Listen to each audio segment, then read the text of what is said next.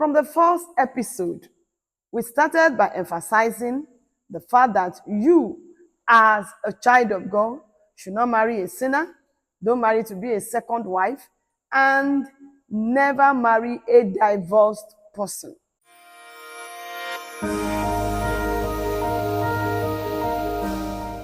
In today's episode, we're going to be looking at some other points. Who you should not marry as a child of God. Never marry someone that is as old enough to be your father or your mother. Don't marry someone that is old enough to be your father or your mother. This kind of relationship will give birth to continuous and constant conflicts. So you don't need it. If you are going to be fulfilling God's agenda, no matter what the case may be, no matter the situation or the circumstances that may be surrounding it, don't settle to marry an old person. Such a relationship will never cease from constant conflict.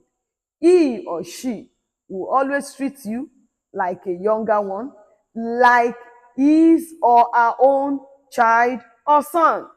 So that is why you shouldn't go into a relationship with someone that is old enough to be your father or your mother. Another point we need to consider is never marry someone who does not love you. The Bible says, "For God so loved the world, and he gave his only begotten Son, that whosoever believes in it." The proof of love is given. A man or a woman that does not love you, a man or a woman that does not actually portray that he or she loves you. Christian love are the basic foundation of real foundation. When we're talking about Christian love, a love that is not conditional is the basis for a real marriage. And aside, I want you to know that where there is real love of God, the Bible says, love covereth multitude of sin.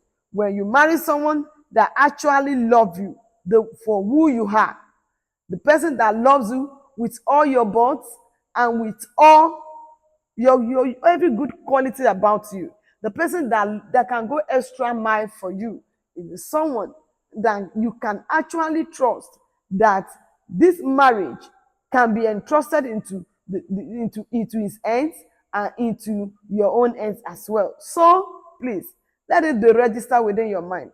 Let it settle in your conscious and subconscious mind that you need a man and you need a woman that loves you.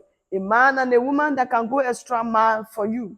A man and a woman that can do anything for the sake of the love of Christ. A man and a woman that will not keep record of wrongs. A man and a woman that will not refer to your past. You will allow the love of God that is between the two of you to cover up whatsoever shortcomings it may be. A man and a woman that is ready to love you all the days of your life. A man and a woman that will not take his or her eyes away from your wants, from your needs, that will care for you. This is the person you should go in for.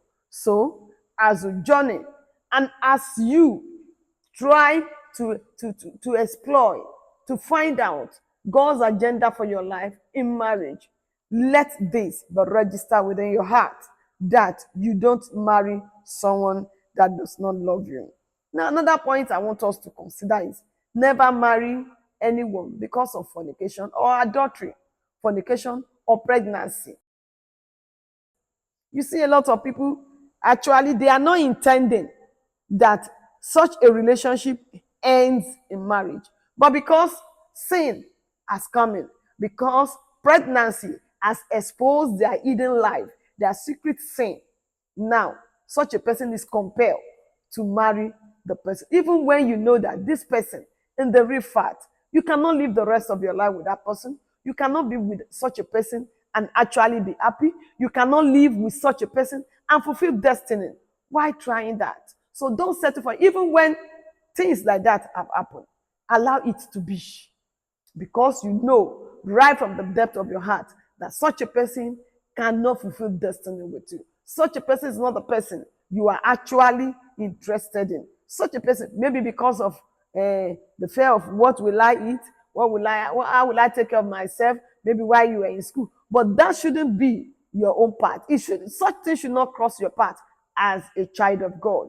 The Bible says marriage is honorable in all and the belt on the fire. So when you are a child of God, you carry the consciousness of God. You know you are God's temple. No, such a thing should not be traceable to you. So I want to believe that with these few points, you begin to ponder on it. That this set of things, this set of people shouldn't come your way at all. This set of people should not come your way. The fact that you have sinned and got pregnant does not mean that you should marry the man. The fact that you have committed sin and then pregnancy came up eventually does not mean you should marry the man. And then you as a child of God should not be seen near the traces of going to abort. These are the errors, these are the mistakes that most singles are making today. And then you now think you can fast and pray and cover it up. Yes, you can fast and pray. You can ask God for forgiveness. He will forgive you. But don't forget, then when you have a wound, even though the wound has been healed, the scar will remain there. So with this, I want you to ponder on this and don't forget that this is Family Clinic. All we will be discussing here is about family that has to do with you and God's agenda for your life. So please don't forget to like, share, and subscribe. Bye. Thank you for watching this episode. Don't forget to drop your question in the comment box and then try as much as possible. Like, share, subscribe. See you next episode.